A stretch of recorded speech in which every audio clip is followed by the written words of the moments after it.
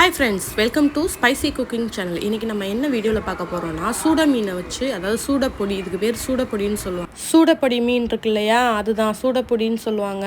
இது அப்புறம் பண்ணா மீன் இதெல்லாமே மிக்சிங்ல இருக்கு. இந்த மாதிரி கலந்து வச்சு நீங்க குழம்பு வச்சு பாருங்க ரொம்ப சூப்பரா இருக்கும்.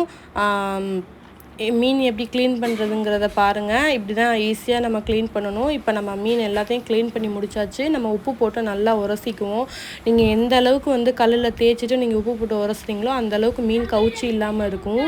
ஆணமும் நல்ல மணமாக இருக்கும். உங்களுக்கு குழம்பு சூப்பராக இருக்கும். நல்லா பாருங்கள், நான் நல்லா உரசிட்டு தண்ணி ஊற்றி ஒரு 4-5 தண்ணி ஊற்றி அலசிட்டேன். சின்ன வெங்காயம் ஒரு கைப்பிடி அளவு எடுத்து உரித்து வச்சுருக்கேன். 2 தக்காளி 4 பச்சை மிளகாயை நறுக்கி நான் எடுத்து வச்சுருக்கேன். புளி தேவையான அளவு பாருங்கள். இந்த அளவுக்கு புளி எடுத்துகிட்டு நான் உப்பு போட்டு நல்லா கரைச்சி எடுத்து வச்சுருக்கேன். இதை நல்லா கரைச்சி நம்ம தக்காளி பச்சை மிளகாய் இருக்கு இல்லையா அதில் நம்ம அந்த புளி தண்ணியை ஊற்றிடணும். ஊற்றி விட்டுட்டு நம்ம எப்பவும் போல் மீன் குழம்புக்கு என்ன ரேஷியோ போடணும்னா 2 ஸ்பூன் மல்லித்தூள் 1 ஸ்பூன் மிளகாத்தூள். இதுதான் சரியான காம்பினேஷன். உங்களுக்கு குழம்பு எந்த அளவுக்கு வேணுங்கிறத பொறுத்து மசாலாவை கூட்டியோ குறைச்சோ சேர்த்துக்கோங்க. இப்போ நான் 2 ஸ்பூன் மல்லித்தூள் சேர்த்துருக்கேன். 1 ஸ்பூன் மிளகாத்தூள் சேர்த்துட்டு பச்சை மிளகாயையும் தக்காளியையும் நம்ம அந்த புளி தண்ணியில் நல்லா கரைச்சி விடணும். பச்சை மிளகாயை நான் கீரி சேர்க்கலை, உடச்சி தான் சேர்த்துருக்கேன். காரம் கொஞ்சம் எங்களுக்கு மைல்டாக வேணுங்கிறதுனால தான் நாங்கள் கீரி சேர்க்காமல் உடச்சி சேர்த்துருக்கேன். உங்களுக்கு காரசாரமாக வேணும்னு நினைக்கிறவங்க நல்லா பச்சை மிளகாயை கீரி நல்லா பிசைஞ்சு விட்டுக்கோங்க. காரம் புளித்தண்ணியில் இறங்கிடுச்சுன்னா சூப்பராக இருக்கும். இப்போ நம்ம குழம்ப தாளிச்சிடலாம். நான் ஒரு சட்டி வச்சுருக்கேன்.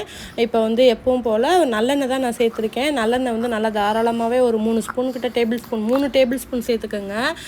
3 டேபிள் ஸ்பூன் எண்ணெய் ஊற்றிட்டு நல்லா காஞ்சதுக்கப்புறம் 1 ஸ்பூன் ஜீரகம் 1 ஸ்பூன் வெந்தயம் இது ரெண்டையும் நல்லா வெடிக்க விட்டுட்டு ஒரு கொஞ்சமாக கருவேப்பிலை எடுத்து போடுங்க. எண்ணெயில் பொரிஞ்சதுக்கப்புறம் நம்ம நறுக்கி வச்சுருக்கோம் இல்லையா சின்ன வெங்காயம், அந்த வெங்காயத்தை உள்ளே சேர்த்து நல்லா வதக்கி விடுங்க. அது நல்லா கலர் சேஞ்ச் ஆகி ஒரு முருகிற ஸ்டேஜ் வந்தோடனே அப்புறம் நீங்கள் ஒரு ஸ்பூன் மிளகாத்தூளை அதில் போட்டு நல்லா வதக்கி விடுங்க. நம்ம நல்லெண்ணெய் சேர்த்துருக்கிறதுனால ரொம்ப உங்களுக்கு உரப்பு தெரியாது. குழம்பும் நல்லா சூப்பராக இருக்கும். இப்போ நம்ம கரைச்சி வச்சுருக்கோம் இல்லையா மசாலா தண்ணி, அதை நம்ம அப்படியே தூக்கி ஊற்றிட்டு தட்டு போட்டு மூடிட வேண்டியதான். நான் இப்போ முருங்கைக்காய் சேர்த்துருக்கேன். ஒரு மாங்காய் சேர்ப்பேன். முருங்கைக்காய் நான் ஒரு முருங்கைக்காயை நான் குட்டி குட்டியாக நறுக்கி உள்ளே சேர்த்துட்டேன். முருங்கைக்காயை சேர்த்துட்டு தட்டு போட்டு மூடி நல்லா குழம்ப கொதிக்க விடுங்க. கொதி விட்டதுக்கப்புறம் மசாலா வாடையெல்லாம் அடங்கினதுக்கப்புறம் இப்போ நம்ம க்ளீன் பண்ணி வச்சுருக்க மீனை உள்ளே சேர்த்துருவோம். உள்ளே சேர்த்துட்டு மாங்காய் வெட்டி வச்சுருக்கோம் இல்லையா, நான் ரொம்ப மாங்காய் சேர்க்கல, ஒரு அரை மாங்காய் தான் சேர்த்துருக்கேன். அதை சேர்த்துட்டு தட்டை போட்டு மூடிட வேண்டியதான். ஒரு கொதி வந்ததுக்கப்புறம் அடுப்பை சிம்மில் வச்சுருங்க. அப்போ சிம்மில் வச்சதுக்கப்புறம் கொஞ்சம் ஓரளவுக்கு எண்ணெயெல்லாம் பிரிஞ்சு வரணும். எண்ணெய் பிரிஞ்சு வந்துருச்சுன்னா உங்களுக்கு மீன் குழம்பு ரெடி ஆயிடுச்சுன்னு அர்த்தம். பாருங்கள், ஓரங்களெல்லாம் எண்ணெய் பிரிஞ்சிருச்சு.